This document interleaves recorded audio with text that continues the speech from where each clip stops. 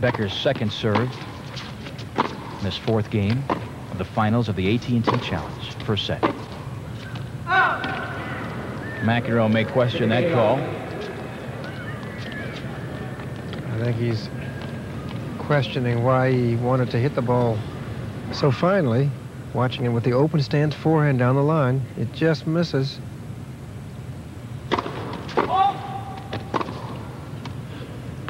Slight delayed call. I think it was correct.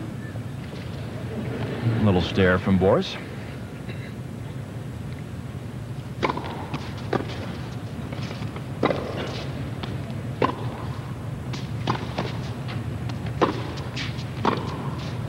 That looked long, didn't it? Now Boris is, I think, has right to complain here. It looked out from here too. And I think the crowd supports him in his argument.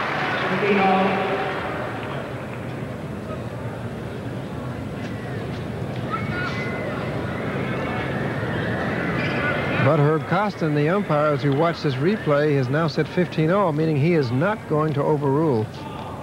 Will not change his mind. 15-all. That was called from Jerry Moore, that was the left baselines person. It was too close for the chair. I have to accept it. It was too close for the chair. Put this call.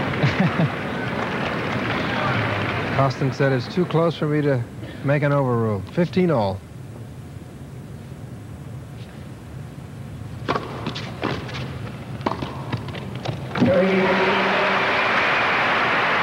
Easy point for Boris. 30-15.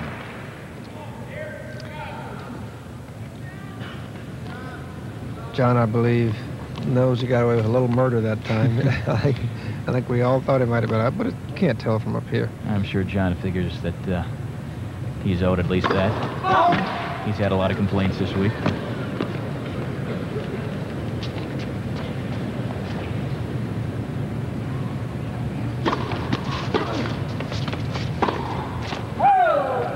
The forehand is wide, and we're at 30-all.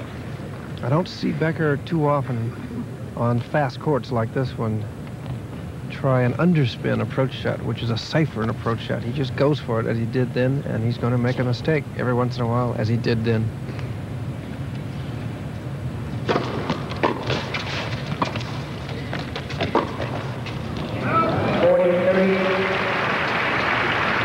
Mac trying the passing shot, just a little too much power on it. 40-30.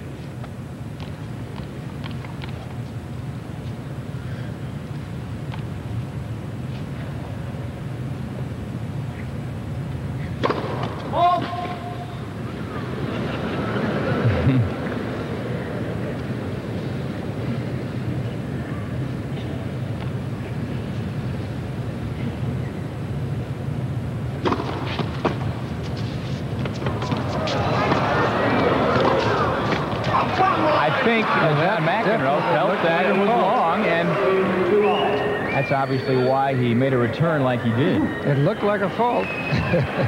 So, well, anyway, they're even in bad calls if that is indeed the case. See if we can see it there. As you see, McEnroe obviously not returning that for real. That evens it up. The game 2-2, and John right now is sitting down. So is Boris. This is a little bit of a protest, I think. Yes, it is. There have been two what we think of as missed calls, but it's tough to say for sure up here, but they looked... Well, if they were, in fact, bad, they've each got one strike against them, so they're even. Let's take a look one more time, see if we can see if, in fact, it is long. It looked tough to tell.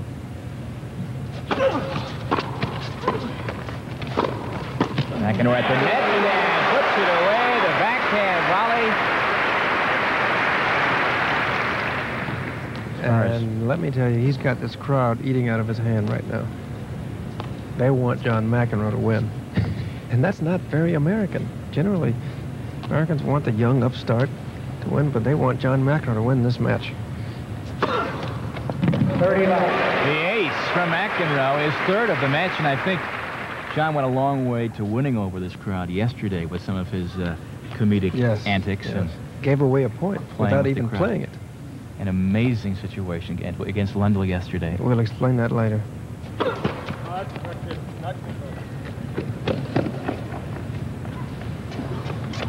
We're looking at a power stat there. Total of 4 aces.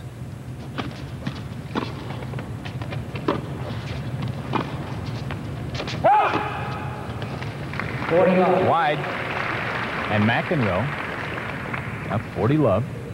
What happened yesterday during a match with Lendl is that at love 15 at one stage, he said to Lendl, I'll flip you for this point. I'll spin the racket. And he lost the spin of the racket, and he gave Lendl the point. The game to McEnroe. So McEnroe's service game is Herkin there, and it's 3-2 Mac. Went long. Went long, yes. Yes, went long.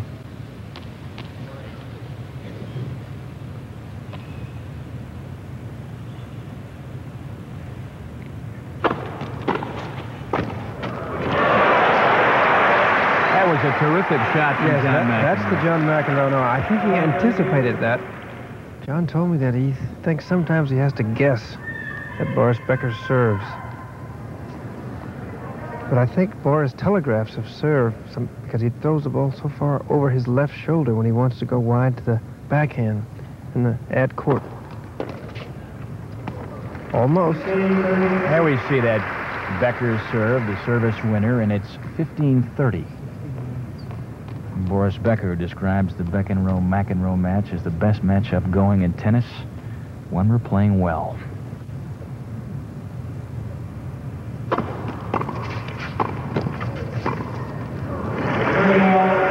Incidentally, I do think that Boris Becker on the ad court does telegraph his serve somewhat because the different toss positions for his first and second serve,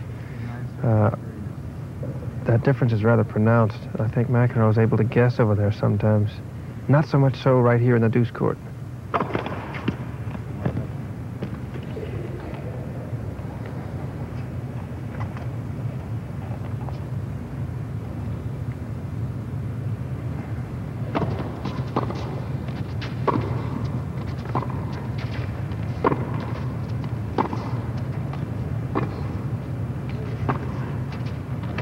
McEnroe charging, and Lendl's return is wide. Let's take a look at that serve. We have the action track where we actually see the movement of the ball as it bounces and see which direction it takes. That was a topspin serve, basically, to the forehand court. The ball didn't kick too much to the left.